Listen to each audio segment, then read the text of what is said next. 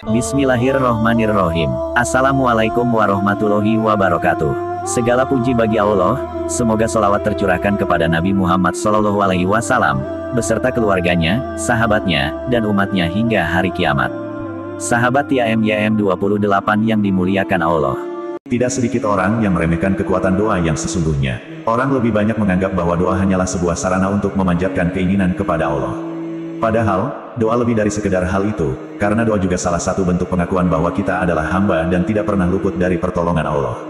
Apalagi doa juga merupakan perintah Allah yang terkandung dalam Al-Quran yang artinya, "Berdoalah kalian kepadaku niscaya doa kalian aku kabulkan." Quran Surah Al-Mu'minun ayat 60.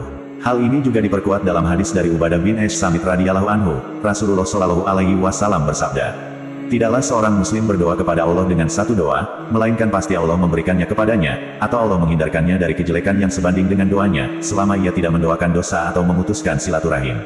Lalu seseorang berkata, "Kalau begitu, kita akan memperbanyak doa." Beliau bersabda, "Allah lebih banyak memberi dari apa yang kalian minta."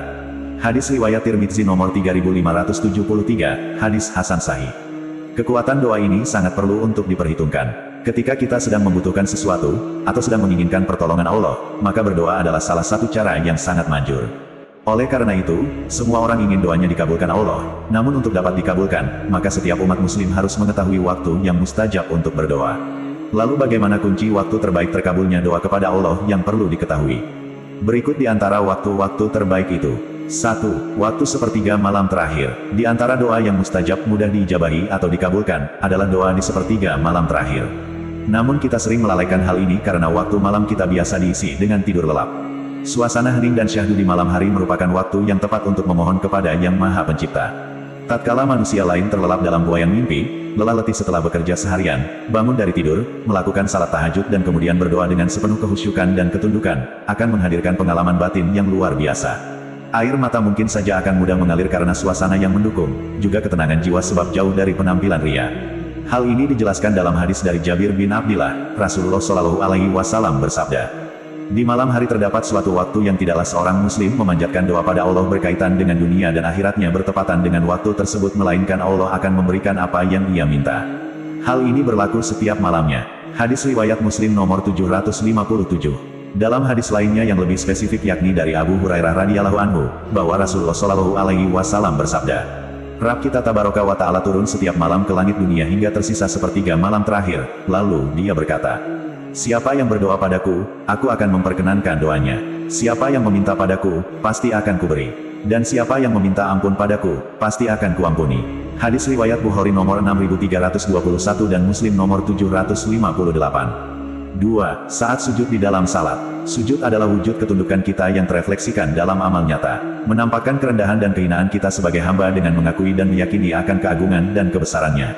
Dalam hadis yang diriwayatkan dari Ibnu Abbas radhiyallahu anhuma, bahwa Rasulullah Shallallahu alaihi wasallam bersabda, "Adapun ketika ruku, maka agungkanlah Allah. Sedangkan ketika sujud, maka bersungguh-sungguhlah dalam berdoa, maka doa tersebut pasti dikabulkan untuk kalian."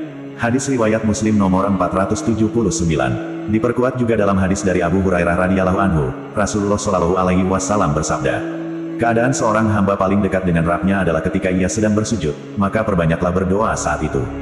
Hadis riwayat Muslim nomor 482. Ketaatan semakin membuat seorang hamba dekat dengan Allah, maka semakin mudah doanya terkabul. 3. Antara azan dan iqomah. Waktu antara azan dan iqomah adalah waktu yang barokah penuh kebaikan, yang sudah sepantasnya seorang muslim menyibukkan diri untuk banyak berdoa saat itu. Hal ini disampaikan dalam hadis dari sahabat Anas bin Malik radhiyallahu anhu. Rasulullah Shallallahu alaihi wasallam bersabda, "Sesungguhnya doa yang tidak tertolak adalah doa yang dipanjatkan di antara azan dan iqomah, maka berdoalah di waktu itu." Hadis riwayat Ahmad nomor 12584. Oleh karena itu, hendaknya kaum muslimin memperhatikan hal ini dan tidak menyibukkan dirinya dengan hal-hal yang tidak berfaedah ketika sedang menunggu iqomah. 4. Waktu hari Jumat. Disampaikan dalam hadis dari Abu Hurairah radhiyallahu anhu, Rasulullah Shallallahu alaihi wasallam menyebutkan tentang hari Jumat, lantas beliau bersabda, "Di hari Jumat terdapat suatu waktu yang tidaklah seorang hamba muslim yang ia berdiri melaksanakan salat lantas ia memanjatkan suatu doa pada Allah bertepatan dengan waktu tersebut melainkan Allah akan memberi apa yang ia minta."